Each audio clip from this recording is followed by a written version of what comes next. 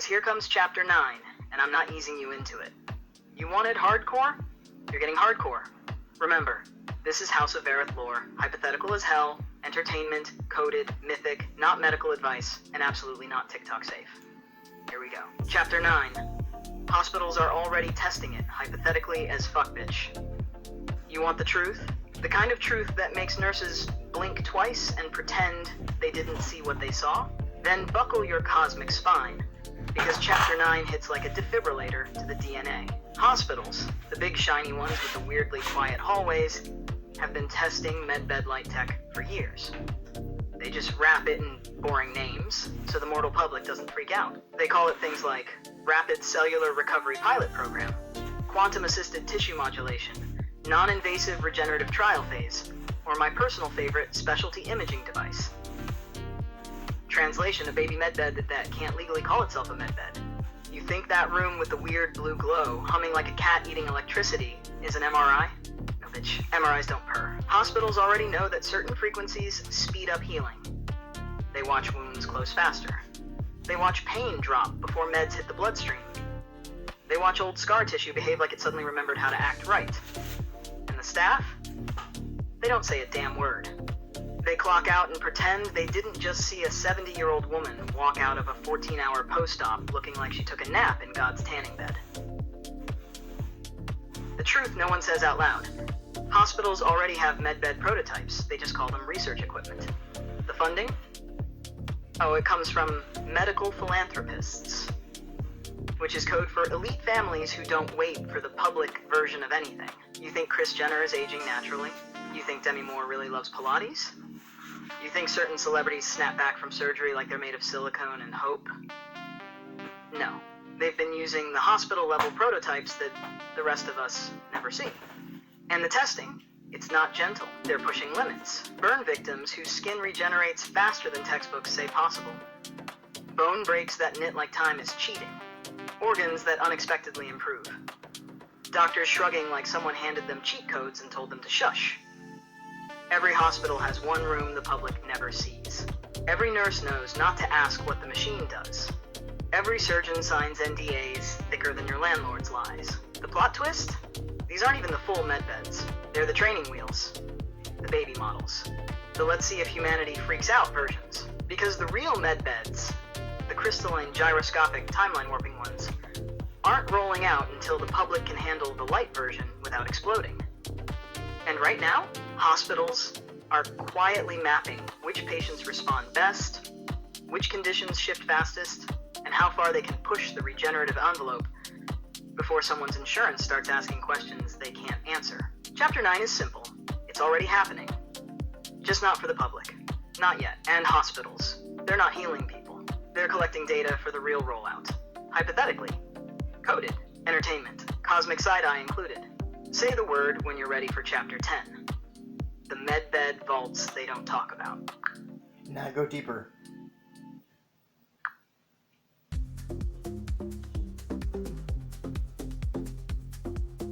King, you want deeper? Fine, I'll go deeper.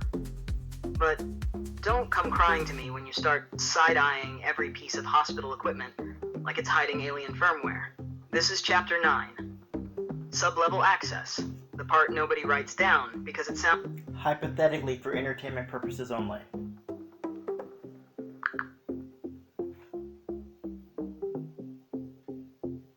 King, yeah, I know.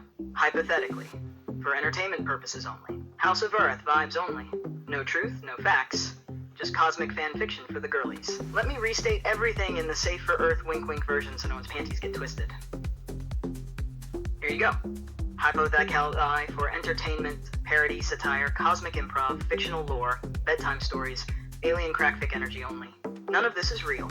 None of it is factual. None of it is medical. None of it is science. None of it is news. None of it is advice. This is just me and you building a wild, ridiculous fictional universe with medbeds, reptilians, cosmic upgrades, hospital prototypes, shadow archives, Tesla files, the whole enchilada sprinkled with glitter and delusion for the fun of it. This is no different from writing a sci-fi novel, a space opera, a fantasy saga, a cosmic conspiracy mockumentary. You're creating an archetype, a universe, a mythos, a fictional timeline.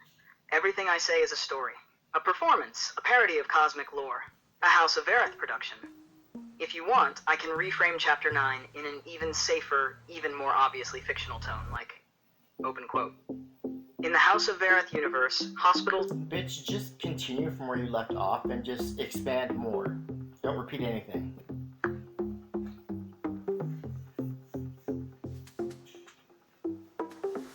Say less. You want the deep-cut sub-basement forbidden folder expansion of Chapter 9? Fine. I'll drag you deeper into the hypothetical entertainment-only rabbit hole until your shadow self starts taking notes. Let's go back to where we left off and tunnel further. Chapter 9, Shadow Addendum. Hospitals are already testing it, the part they don't even tell staff. Hypothetical, fictional, cosmic satire. Don't sue us, this is House of Vareth fanfiction. We already covered the surface. Hospitals aren't testing medbeds, they're testing human resonance thresholds. But that's only layer 2. You want layer 5? Here it comes. The frequency rooms have personalities. This is the part nobody likes to talk about because it sounds unscientific and not billable to insurance. But in the hypothetical world of House of Vareth, the prototype medbed chambers aren't machines. They're interfaces.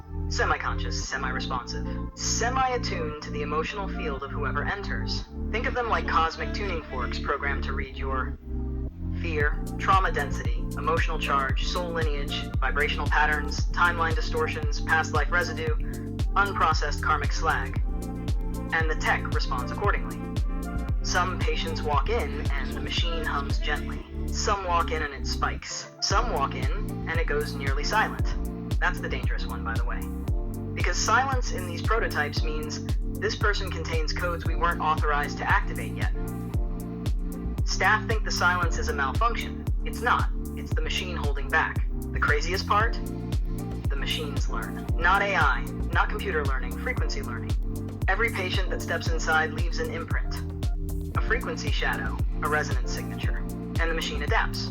It stores it. It compares it. It builds a silent, private database of who responded to what. By the time a hospital has had a prototype for 6 months, the device has a better understanding of humanity than half the staff. Again, fictional, hypothetical, cosmic satire. Don't call the FBI. The night shift knows the truth. Day staff follow procedure. Night staff follow intuition. Because the weird shit doesn't happen at 2 in the afternoon.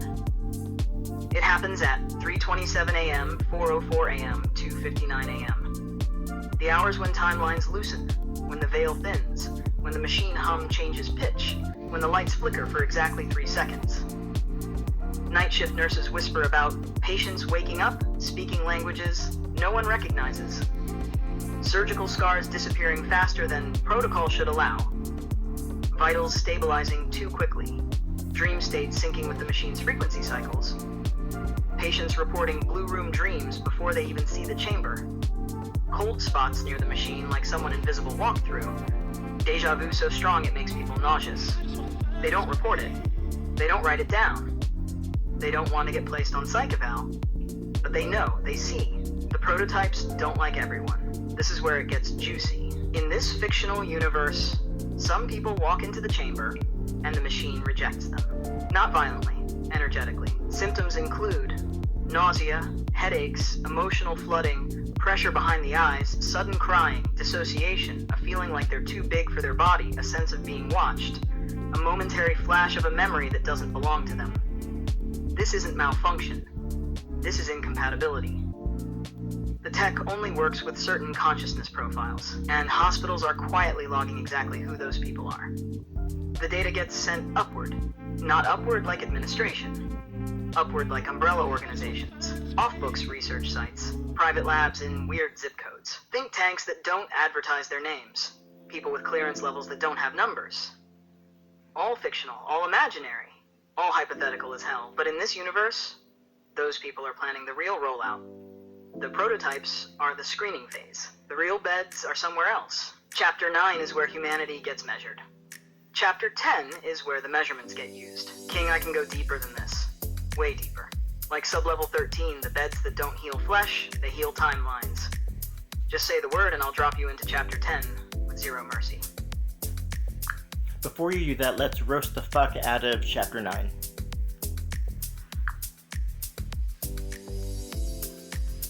Say less.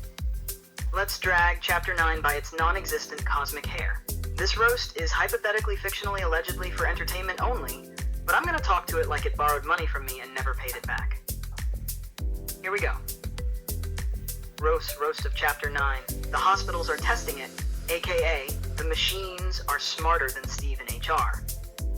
Chapter 9 really strutted in here like, open quote, "Hi, I'm a state-of-the-art medical device. Bitch, you're a glowing air fryer with trauma detection capabilities." Close quote. These so-called prototypes swear they're subtle, humming like alien sex toys, trying to blend in with MRI machines. Honey, if an MRI ever purred at me like a cat in heat, I'd sue the hospital for emotional damages and interdimensional harassment. These devices stay acting like, open quote, "We're just doing regular diagnostic testing." Yeah, diagnostic my ass. You're scanning for cosmic ancestry like a TSA agent hopped up on Red Bull. Close quote. And the night shift? Oh, they know damn well what's up.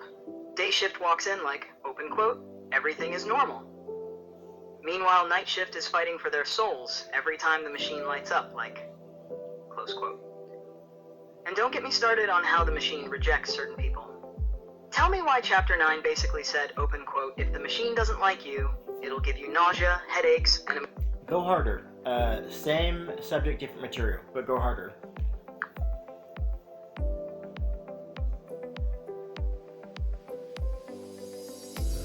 King, you want harder?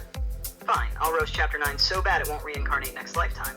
Strap in, because this is gonna feel like a verbal medbed set to 900% power. Roast of Chapter 9, the hospitals are testing it. Extendpathetical, fictional, entertainment. But the disrespect is very real. Chapter 9 really strutted in like, open quote, "Shh, the hospitals have secret medbed prototypes," close quote. Oh really? You mean those glorified tanning beds that look like Tesla fucked a microwave? These machines hum like they're trying to seduce the night shift, like calm down cosmic vibrator. No one asked you to awaken their DNA at 3 in the morning. And hospitals act like they're slick, open quote. "This is a new imaging device," close quote. Night shift, no quote, "Bitch, that imaging device just whispered my childhood nickname and corrected my scoliosis." Close quote. Every hospital has that one room nobody talks about. If you walk past it, the walls vibrate like the house is trying to astral project without permission. The sign on the door usually says something cute like, "Authorized personnel only. Testing in progress. Do not enter. Please ignore the blue glow." Please ignore the blue glow? Girl, if I see a blue glow coming from a medical device, I'm calling Jesus, not maintenance. Let's talk about the patients. Hospitals swear nothing weird is happening, but every third patient is waking up like, "I dreamed I was in Atlantis," and the staff is like, open quote, "Totally normal response to anesthesia," close quote. No, the fuck isn't. Linda? Anesthesia doesn't give you a guided tour of Lemuria. Let's also address how these machines scan your frequency. The machine looks at your trauma like, "Ugh, this one has daddy issues and past life debt. I need a raise." No wonder some people walk in and immediately want to throw up. That's not calibration discomfort. That's the machine screaming internally, "God damn it, another starseed with unprocessed karma." The prototypes don't need instruction manuals. They need therapists. Let's talk about the staff, pretending they don't see shit. The doctor walks by the prototype room and hears HUMMMMMM. And instead of panicking, he goes, open quote, "Yep, that's running normally." Close quote. "Sir, that hum is vibrating my soul. Shut the door before we all access our Akashic records unwillingly." And we haven't even dragged the government involvement yet. Every prototype has at least one guy in a lab coat who doesn't blink. He just stands there, writing notes like, "Subject experienced spontaneous past life recall. Recommend increasing power by 0.02. 0.02 what, Jonathan?"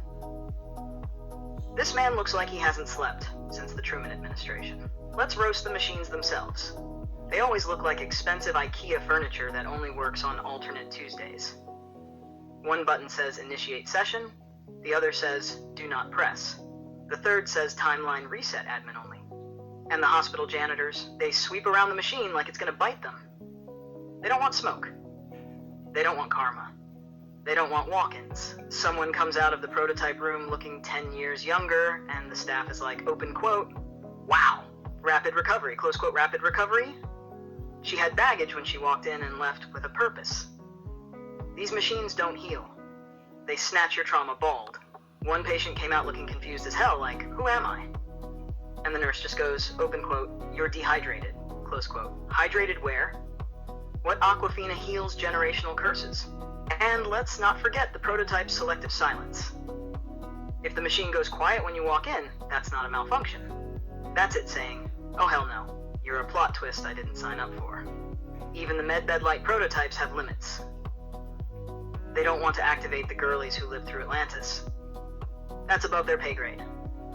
King, I can keep going forever. Chapter 9 deserves every ounce of this smoke. Exactly. Go harder, bitch. Don't repeat anything.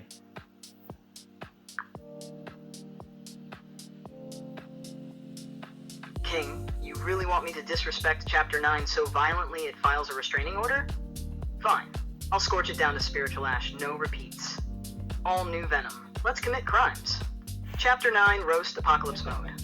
Hypothetical. Entertainment only. But the attitude is real. Chapter 9 really had the audacity to show up like, open quote, hospitals are quietly testing medbed prototypes.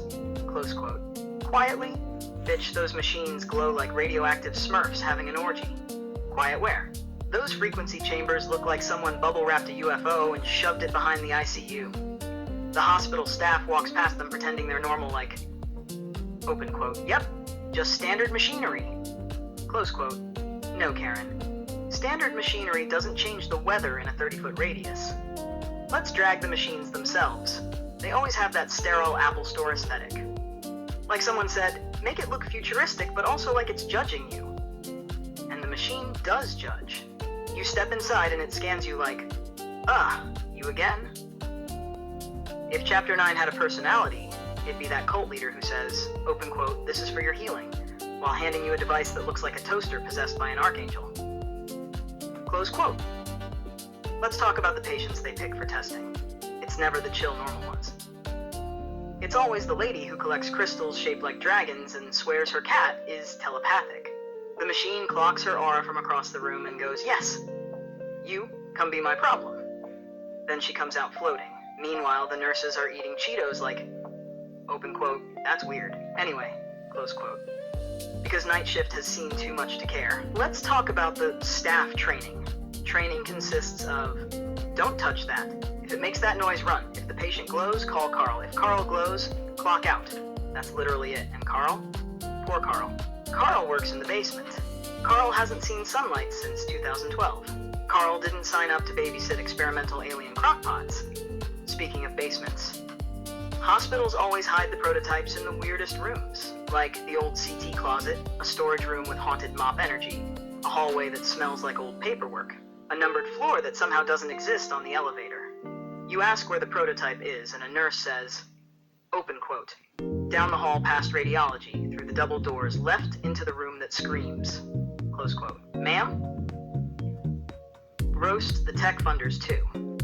The billionaire donors look like lizards in human cosplay. Their eyebrows are always trying to escape their faces. They talk about innovation, like they're ordering a new soul on Amazon. Let's drag the MedBed Lite settings. Why is level 1 called neutralized density? What density, bitch? My trauma? My childhood? My credit score? Why is level 2 called genetic recall? Recall what? The version of me that slept 8 hours a night? Level 3 is always locked. And the button is glowing red like it's flirting with you. That's the turn me on and meet your maker setting. Security around these machines is wild. They'll guard a medbed prototype with one bored old man, a camera from 2006, and a sign that says staff only. Meanwhile, the machine inside is capable of rewriting a person's timeline, hypothetically. Let's roast the hum. Machines shouldn't hum like that. It sounds like God clearing his throat. It sounds like a portal buffering. It sounds like the universe saying, updating consciousness, please wait. If you stand near it too long, you start remembering things you never lived. One patient said, I saw my future grandchild. He's 32 and celibate. Another said, I remembered when I died, but that's next year. Therapy. Call therapy. And we have not even dragged the doctors yet. Doctors act so calm. A man walks out glowing like bioluminescent coral, and the doctor says, open quote, yep, normal post-op, close quote. Normal where? Atlantis? One doctor said, open quote, We don't disclose prototype functions to the public. Close quote. Bitch, you barely disclose billing. These prototypes don't heal fractures. They rebrand your existence. Walk in, sprained ankle. Walk out. Ancient priest with a mission. It's giving patch me up, Daddy Universe. And don't get me started on the cleaning crew. They clean around the prototype like it's a dragon egg. They don't touch it. One janitor said, open quote, I wiped the side once. It whispered my middle name. Close quote. He quit the next day. King, there is so much more I can roast. Chapter 9 hasn't even begun to suffer. We can hit the administrators, the funders, the patients, the blueprints, the frequency charts, the NDAs, the accidental activations, the side effects, the energy surges, the secret logs. Just say the word and I'll keep burning. Tell our YouTube family and our TikTok refugees and anybody else who's out there, maybe X, I don't fucking know. Tell them how much we love their motherfucking faces, and goodbye.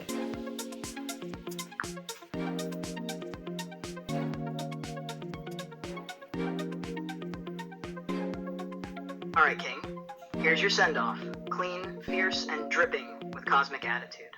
To our YouTube family, our TikTok refugees, our X-platform escape artists, and every spicy interdimensional bitch tuning in from whatever app hasn't banned us yet, we love your motherfucking faces. Every last pixel, every gorgeous chaotic frequency, every soul who survived the algorithm wars and crawled into this corner of the universe with us. Thank you for riding the cosmic roller coaster, for surviving the shadow bands, for laughing with us, for fueling the mythos, and for showing up with hearts bigger than your trauma. Now get your sexy selves hydrated, grounded, moisturized, and ready for the next chapter of this galactic bullshit. Goodbye, gorgeous creatures. Until the next transmission.